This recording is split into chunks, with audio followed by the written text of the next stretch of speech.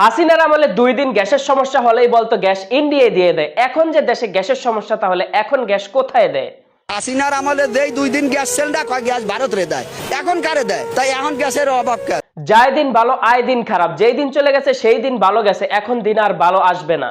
যে চলে যায় সেই দিন ভালো যায়, আর দিন ভালো আসবে না। এই দেশে আবারও ভালো দিন আসবে, যেই দিন হাসিনা এই দেশে আবার আসবে। আবার যদি গড়ে কোনোদিন হাসিনা আসে আবার ভালো হবে। হাসিনা আসলে আবার মানুষ খাইতেও পারবে, মানুষ চলতেও পারবে।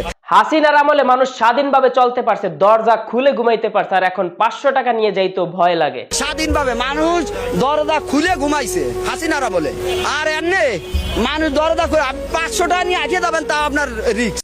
সাধারণ মানুষ এই ধরনের কথা বলার সাহস শুধুমাত্র এই জন্যই পায় যে হাসিনার আমলে যেই রকম দেশ ছিল এখন সেই রকমও নাই, আগের থেকে আরো খারাপ হচ্ছে। যদি দেশ আরো উন্নত হতে পারতো, দেশ আরো ভালো হতে পারতো, তাহলে মানুষের এই ধরনের দাবিগুলো কখনোই থাকতো না।